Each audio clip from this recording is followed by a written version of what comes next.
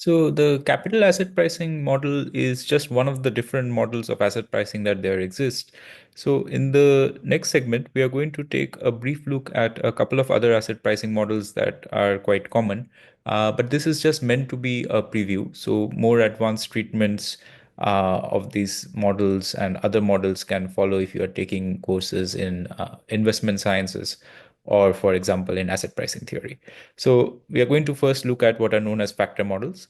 And to motivate this, note that if you were to do mean variance analysis in the way that we discussed in the Markowitz optimization problem, for example, that one of the problems associated with that method is that the information required to carry out the analysis increases a lot as the number of assets increases, right? So to see this, suppose that you want to do a portfolio optimization problem with n assets, then in order to carry out this exercise in the way that we had discussed, you require information about n mean values of these n assets, n variances, and n into n minus 1 by 2 covariances, right? So you get this number by looking at the n cross n matrix. The diagonal entry is the variances. So you need to calculate the half of the remaining amounts, right? Because covariance is symmetric. Now, if you add up these numbers, this becomes equal to 2n plus n into n minus 1 by 2 parameters, right? Now, for n equal to 500, this actually ends up translating to a number which is more than 125,000, right? Which is huge, right? So just for 500 assets. But if you increase the number of assets, this number would correspondingly go up. So ideally, we want to find out a way of solving this problem without actually figuring out how to get information about so many of different parameters, right? So in factor models, the idea is pretty simple. What you want to think about is that you've got this n assets and the returns of these assets are random, right? So that's the initial motivation that we had, and then we calculated the expected return and so on. But in order to think about where does the randomness of this n assets comes from, probably we don't need to actually consider a lot of factors, right? We just need to look at some relatively few sources of randomness, and we are going to call these sources of randomness as factors, right? So what the factor model does is it studies interaction between factors and individual returns. And how do we decide what are the sources of randomness? Well, they depend on the assets being considered. So for example, if you are to analyze airline stocks, probably some of the important factors that you would consider would be the current economic conditions, the fuel prices, population size, and so on, right? If you were to look at general stocks, again, you would look at economic conditions, other assets performances, how well the stock market is doing on average as a whole, and so on, right? So interest rates and all these things. Okay. So suppose that you have decided how to run these factors. Let's look at a simple example of how such a factor model would proceed. So suppose that we look at single factor model, which means that we are going to focus on only one factor for analysis. So suppose that you have n assets.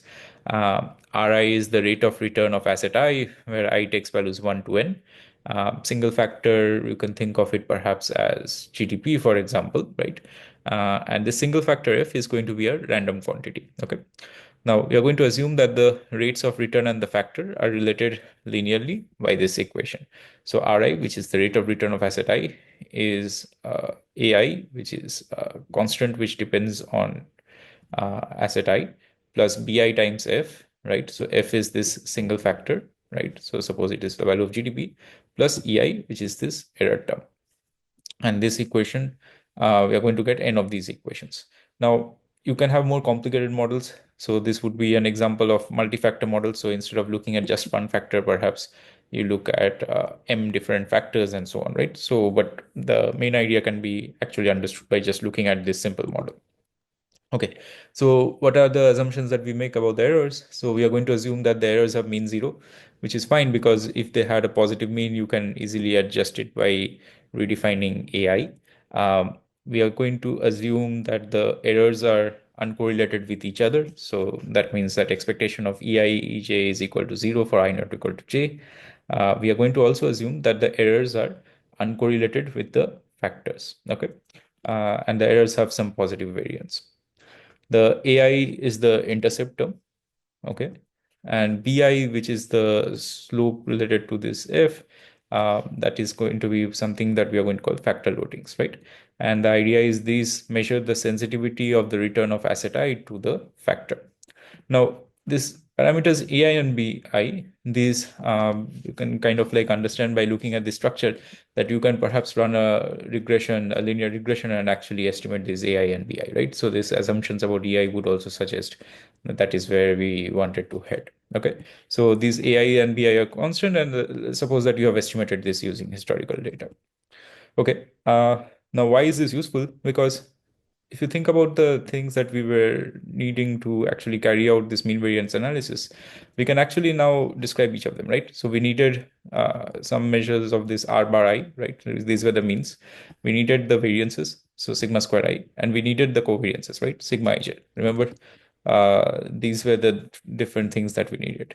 Now, the advantage is instead of collecting data about each of these separately, we can rewrite it in terms of the parameters of this model. So for example, if you have got Ri is equal to this, so if you want the average of Ri, so R bar I is Ai, it's a constant, plus Bi F bar plus Ei bar, right? But Ei bar, we had assumed that expectation of Ei is 0. So we have got that this is the relationship between R bar I equal Ai plus Bi, right? So that's one relationship. What about sigma square I? Well, take the variance of this. This is a constant, so that drops out. So Bi square sigma square F plus sigma square E, right? That's the relationship we get. Why don't we have to consider covariance terms? Because remember, we have assumed that E and F are uncorrelated, right? What about sigma ij? So you can do the similar analysis and you can show that this is equal to Bi Bj sigma square F, right? This follows again from the fact that we have assumed that Ei and Ej are uncorrelated with each other. And what about Bi? Well, using the regression result that you might remember, so Bi is nothing but the covariance of Ri and F divided by sigma square F, right? So what this tells us is that in order to carry out this thing, this exercise where we wanted to find out the values of these things, we only need to estimate 3n plus 2 parameters, right? So if you had 500 stocks, instead of estimating more than 125,000 things, you just end up estimating 1,502 parameters, right? Which is much better compared to before, right? So what are the parameters that you need to estimate? So you need to estimate the AIs for each of these assets n, BIs for each of these assets n. So n AIs, n BIs, n sigma square EI, okay? And then you need to estimate sigma square F and F bar, right? Once you do this, you are able to get information for all of these things. So you can see that this very severely cuts down on the number of things that we need to find the values of in order to carry out the mean variance exercise, right? Okay, you can do more complicated versions as well, where you might think that okay, these assumptions are they really realistic for one single factor? Then you can perhaps increase the number of factors, and then you will be doing the equivalent of multiple regression, but the idea is the same. Okay. All right, let's look at one more theory. So this is known as the arbitrage pricing theory, right? Now, arbitrage is a concept that we have studied extensively before, right? So this is, for instance, the central concept that we used when we were thinking of pricing derivatives, right? And basically, arbitrage opportunities exist whenever it is possible to construct a zero investment portfolio that yield a sure profit, right? So an investment portfolio which costs nothing to set up, but where it's going to yield a profit in some state of the world and is not going to give you a payoff less than zero in any state of the world. So that would be an example of arbitrage opportunity. Now, if you do manage to find an arbitrage opportunity, then the rate of return in this is infinite, right? And risk is zero. So as a result, investors would want to actually kind of like purchase assets so as to take this arbitrage opportunity. So they would take a long position in this arbitrage kind of like a setup. And that, as we have discussed, would actually tend to create forces to change prices and eliminate this opportunity. So what you got from there is that asset prices, when we were looking at the prices of derivatives, they must satisfy a no arbitrage condition. And in fact, this kind of reasoning can be generalized to think about asset prices, not just of derivatives, but of any assets, right? And so this is the basic main idea behind this arbitrage pricing theory, right? Which is called APT for short. So let's again just illustrate using a simple example. More sophisticated examples are available in more advanced courses, but for now, we want to kind of like just give the basic idea. So assume that all assets rate of return satisfy the one factor model. Ri is equal to Ai plus BIF.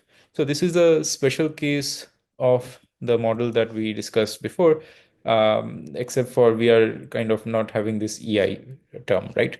So what that means is that any variation that is coming in the RI for a fixed value of AI and BI must come because this F is basically uncertain, right?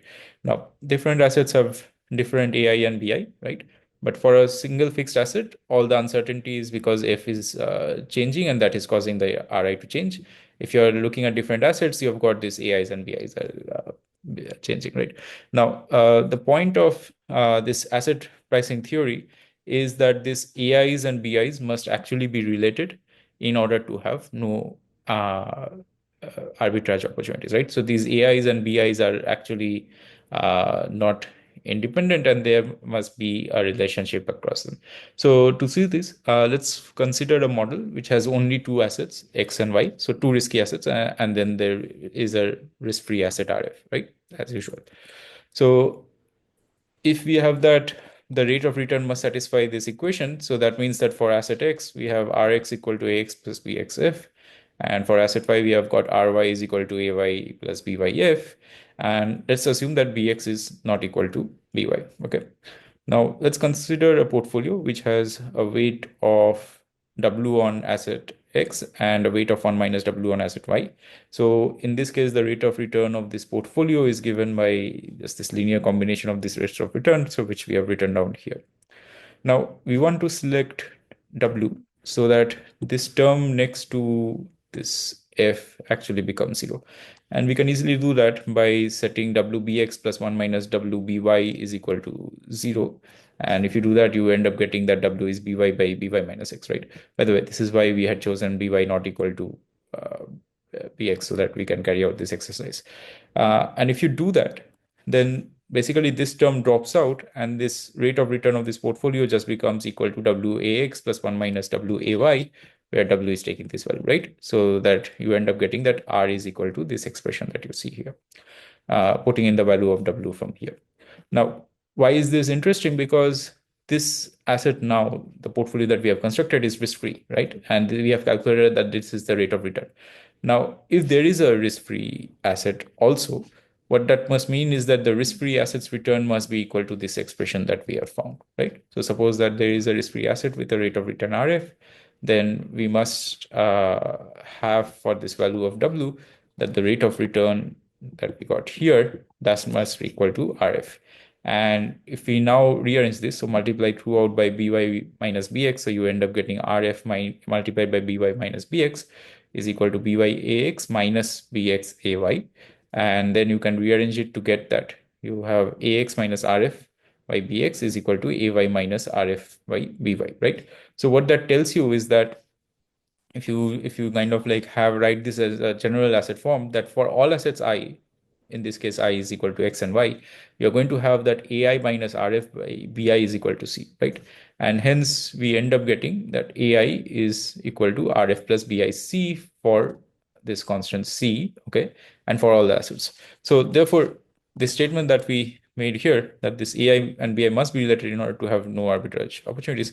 So this is how we use the logic to kind of get this relationship between AI and BI, right? So what's the implication of this? So suppose we calculate the expected rate of return of asset I. So this is R bar I is equal to AI plus BIF bar. And now you can plug in this AI from here. So that you end up getting that RF plus BIC plus BIF bar. So writing C plus F bar as this constant lambda, you end up getting that R bar I is RF plus BI lambda, right? So once these constants RF and lambda are known, then you can actually calculate this expected return of asset I only as a function of this BI, right? So this is therefore another theory of how you can get the expected rate of return. So let's just note a few points to perhaps build up intuition and also to link up with some of the theories that we have discussed before. So here, if you had that bi was equal to 0, then this second term would drop out, right? And so you would have had that r bar I is equal to rf. So in this case, when bi is equal to 0, there is no risk. And therefore, it makes sense that the expected return must be equal to the risk-free rate. If you have got that bi is not equal to 0, right? Then in that case, this r bar I is going to increase in proportion with BI, right? So as BI is going up, this R bar I you would expect would also go up, right? And so therefore, this value of lambda that you have next to this BI, you can think of that as the price of risk that is associated with this factor Fi, and this Fi is actually known as factor price. Again, as I mentioned, kind of like, how do you deal with this price of risk and factor price to work out other things is something that is outside the scope of this course for now. The final thing to note here is that we can actually derive the CAPM as a special case of this APT, right? Without making all these assumptions that we have made when we derive the CAPM.